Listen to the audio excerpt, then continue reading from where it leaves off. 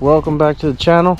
It is tax day, April 15th. It's a Saturday and it's like 5:30 in the afternoon. It rained last night, but as the day progressed, it got beautiful out, and Dad kind of and I together kind of came to the conclusion that we can plant.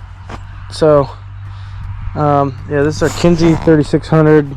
It's a 12 row corn or 23 row interplant, and when I say interplant, that means that this row is placed between those two, so those are 30 inches apart.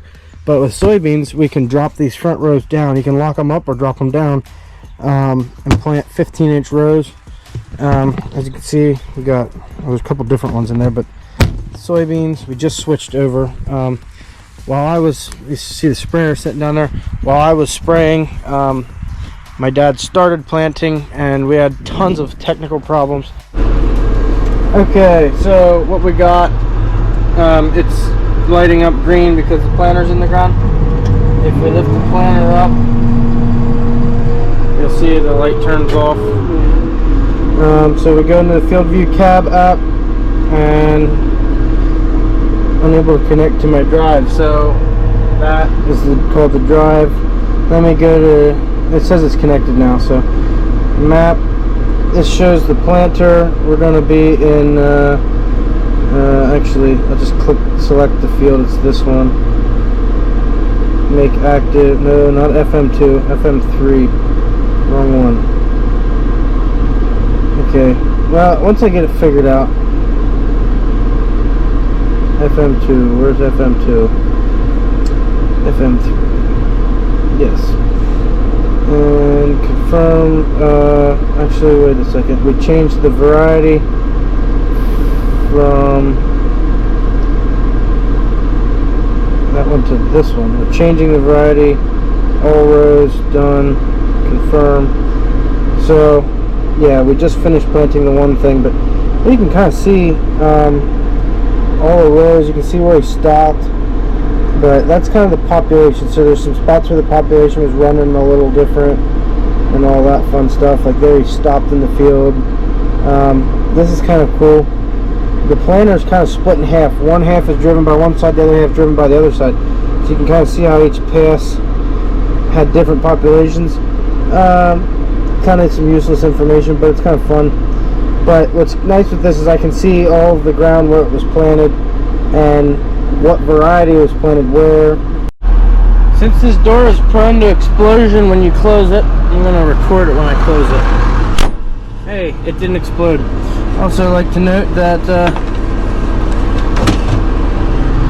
there's a lot of Mountain Dew cans, and we're only one day into the planting season.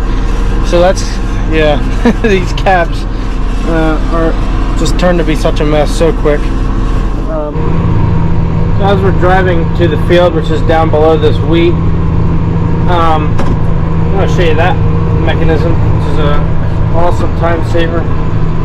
Basically, each of those boxes on there is full of seeds. You load it on with a skid loader, and that auger swings up.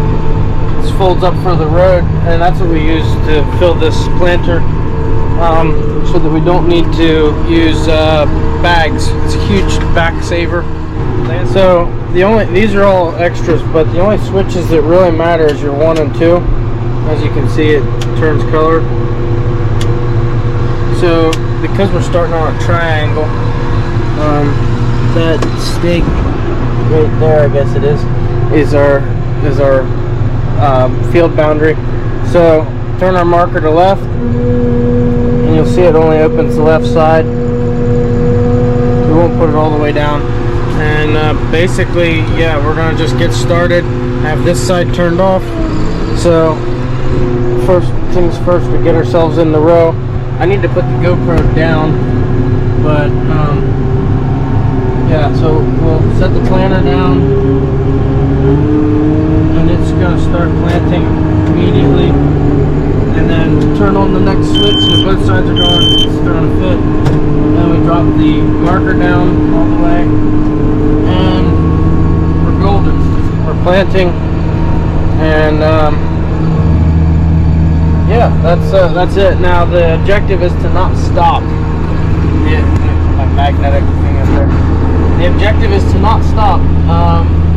So when I get to the end, I'll flip the marker in advance, so that when I get to the end, I'll fold the marker up, lift the planter up, and then when I just turn myself around once I have my headlands done, turn myself around, and never stop, never push the clutch, you just keep it rolling.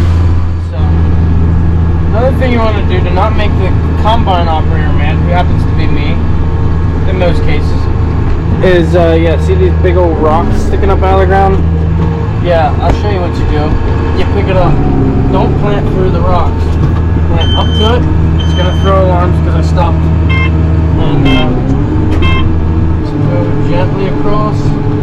Drop the planter back down. And I know I said to not stop, but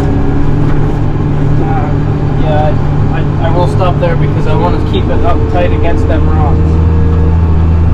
It's also going to yell at me now because I'm making a sharp turn. It's going to throw a seed drop alarm. Shut up. Because I'm not dropping seeds on the inside of that turn. So you can see these bar charts. It's throwing a fit because I'm turning. Because I'm weaving in around some rocks. There's rocks everywhere in here. And that's just something you gotta kind of keep an eye for. So if you see that guy out there drawing a line, draws that line, and I want that line to be under my butt. So essentially that keeps me really close to what I'm supposed to be actually doing. If you look up here, that's how many inches, so I'm within 3 inches of being on the correct line if I follow what that says.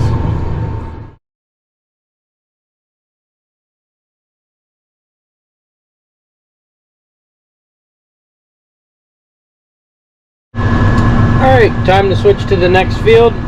We're done with this particular field, so I'll show you some of the functions of this, and that. So it's actually going to take both hands, but essentially we're going to extend the tongue and the wing locks. And I'll show you. You can see. So, wrong one. Hold on. So there you can see the wing locks. And then the tongue. Hopefully you can kind of see that there. We got a bad spot. And then we're going to raise.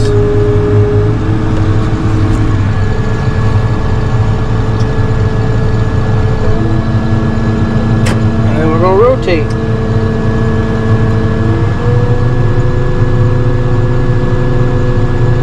The very last second we got to drop it down against the stop, and